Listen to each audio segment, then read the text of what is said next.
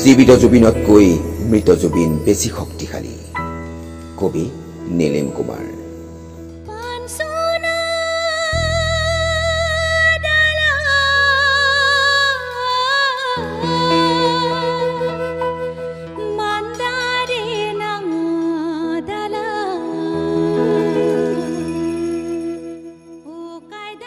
যিসকলে জুবিনক হত্যা কৰিলে তেওঁলোকে এতিয়া ভয়ত কঁপিছে।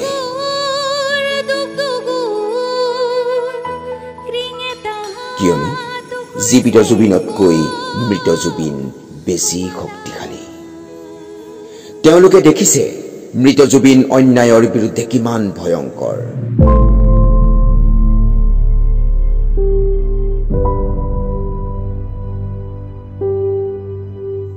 লকআপত তেওঁলোকৰ এতিয়া টোপনি নাই, ভাত পানী নাই, নাই জন্মদিন নামৰ কোনো কেকৰ টুকুৰা। প্ৰত্যেকজনে দেখিছে খুলি পৰা নিজৰ ভদ্ৰতাৰ মুখা।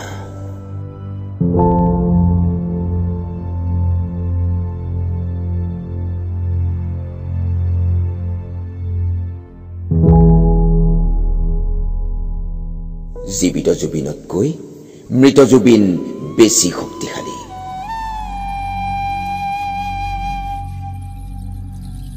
কিয়নো মন্ত্ৰী বিধায়কৰ টোপনি সৰিছে, পুলিচ তদন্তকাৰী নিদ্ৰাহীন, সাম্প্ৰদায়িকতাৰ বীজ সিঁচি দিয়া চতুৰ ৰাজনীতিকে দেখিছে কেনেকৈ ধূলিসাৎ হৈ গল তেওঁলোকৰ বিভেদকামী কৌশল।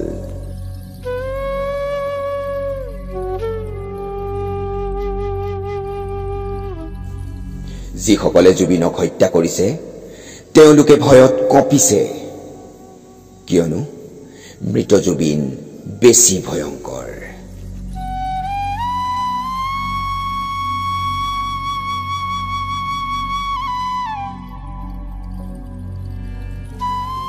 লকআপৰ বাহিৰতো উশাহ চেপি ৰৈ আছে বহুজন। লকআপৰ বাহিৰতো উশাহ চেপি ৰৈ আছে বহুজন, কাৰণ লকআপত থকা সকলৰ হাততো আছে একোটাকৈ দিয়া চলাই। কোনেও কাকো এৰি নিদিয়ে, কোনেও কাকো এৰি নিদিয়ে।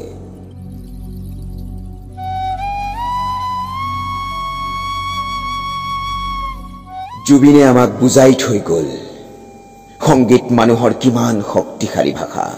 এটি নহয় দুটি নহয় আছে বহু। সেই ভাষাক কোনেও ভয় নকৰাকৈ নাথাকে, ভয় নকৰাকৈ নাথাকে। বেদনাৰে কথা পৃথিৱীৰ আটাইতকৈ মিছা কথা কোৱা এখন জিভাই যদি ভাবিছে, আৰু যদি ভাবিছে কোনোবাই, দিন বাগৰি গলে লাহে লাহে মানুহে পাহৰি যাব কথাবোৰ, তেন্তে ভুল ভুল ভুল। কোনো নাই শুনো তামোৰ। তেওঁলোকে মনত ৰাখক জীৱিত জুবিনতকৈ কিন্তু মৃত জুবিন বেছি শক্তিশালী, বেছি ভয়ংকৰ। কোনে বা জানিব উৰে মোৰ মনে বিচাৰি মৰমৰ আশাৰতা।